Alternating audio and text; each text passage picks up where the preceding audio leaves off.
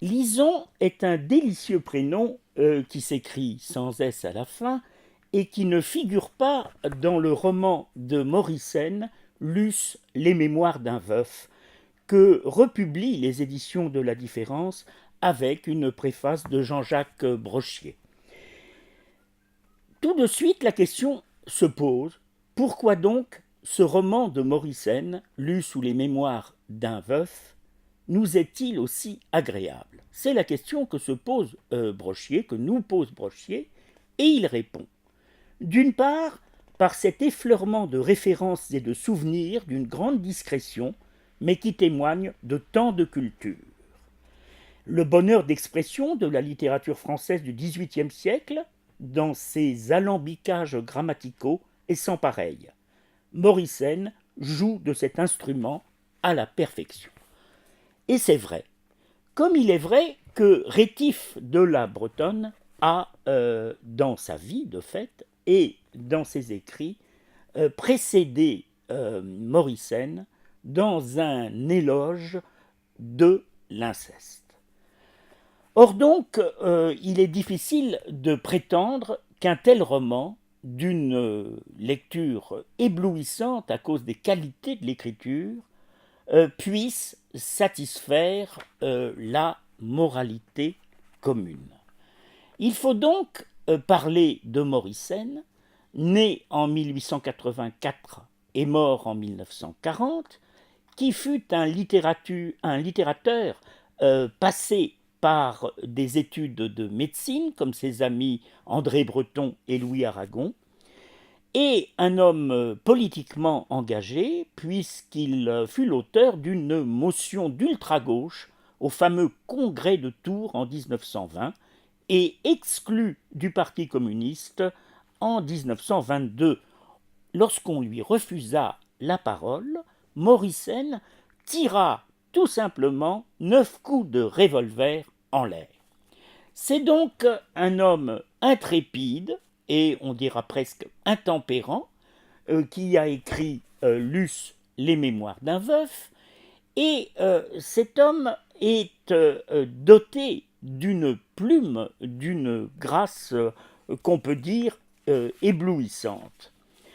Il fut par ailleurs une sorte de chercheur, puisque l'auteur d'un recueil de confessions et d'observations psychosexuelles tirées de la littérature médicale qui portent sur les diverses théories de la psychopathologie sexuelle.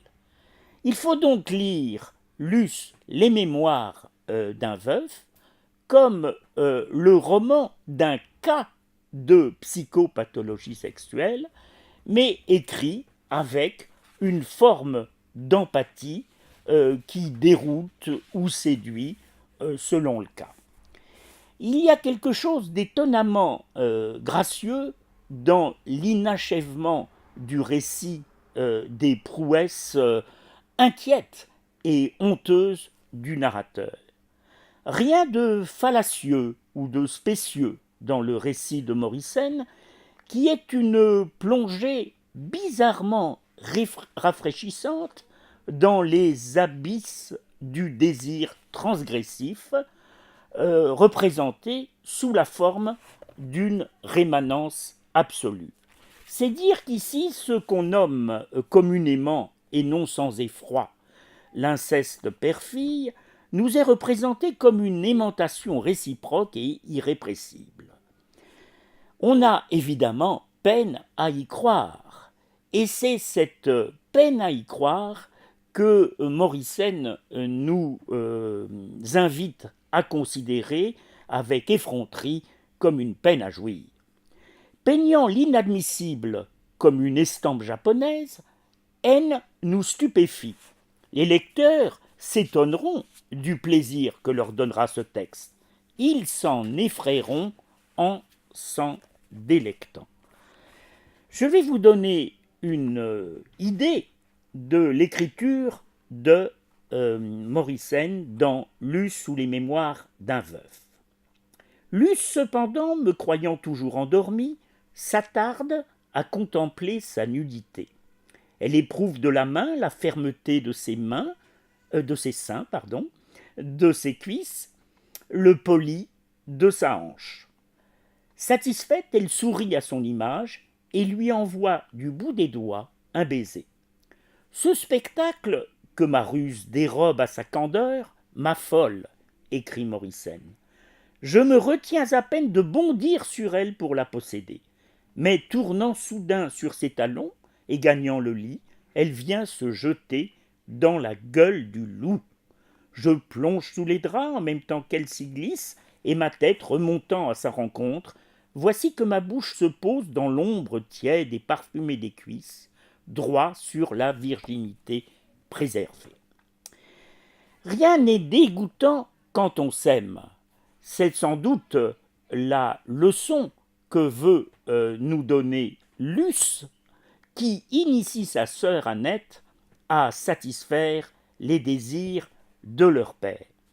Le délire de pouvoir s'allie, de pouvoir sexuel et de pouvoir tout court, s'allie dans Luce les mémoires d'un veuf au délictueux délice d'une volupté qui s'énonce plus ou moins candidement comme arrachée au registre d'un paradis.